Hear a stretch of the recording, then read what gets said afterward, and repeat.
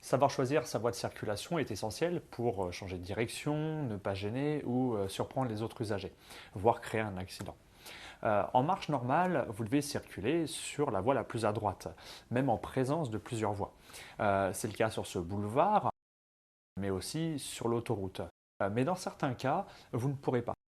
Lorsqu'il y a une voie réservée aux cyclistes ou aux bus qu'on reconnaît à leur ligne large et rapprochée, si des véhicules sont stationnés le long du trottoir, si la chaussée se rétrécit, si la voie de droite ne va pas tout droit, dans certains cas, il sera nécessaire de se replacer sur la voie la plus à droite.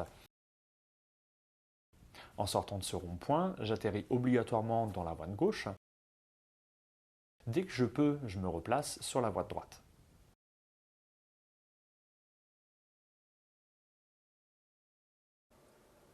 Je peux voir un camion qui arrive sur ma droite.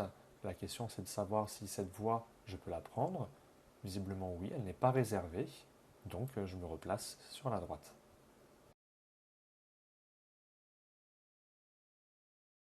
On peut voir une voie sur la droite. Dès que je peux, je m'y replace.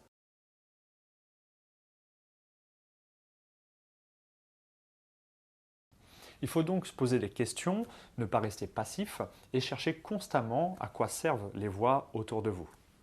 Et sur l'autoroute, c'est la même chose. Je roule dans la voie de droite, si celle-ci est libre. Il ne faut pas oublier que le dépassement par la droite est interdit. Donc rouler dans la voie du milieu oblige les autres conducteurs à faire plusieurs changements de voie pour un seul dépassement. Ou pire, à vous dépasser par la droite.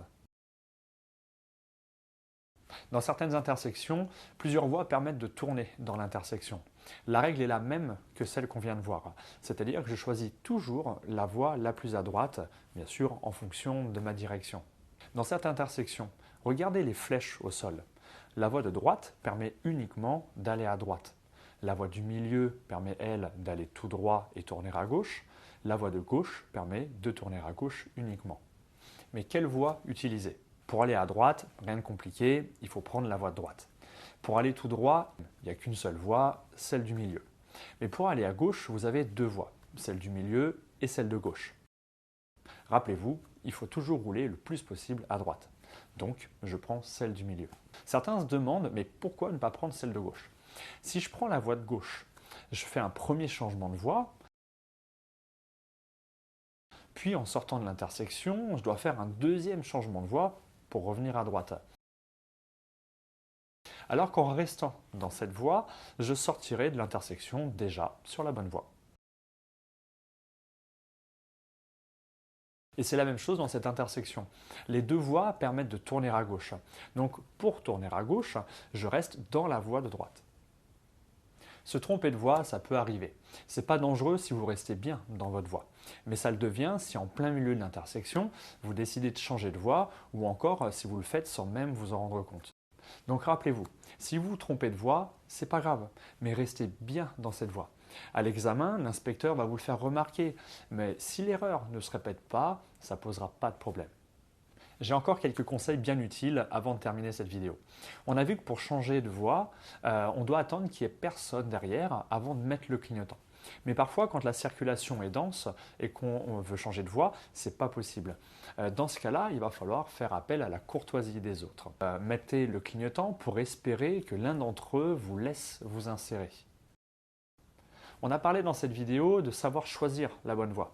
N'oubliez pas qu'à l'examen de conduite, tant que l'inspecteur ne vous donne pas d'informations sur la direction à suivre, c'est que vous devez suivre votre route. Donc à vous de changer de voie si vous voyez que celle sur laquelle vous vous trouvez ne va pas tout droit. Ici, si je reste sur la voie de droite, je vais finir par tourner à droite.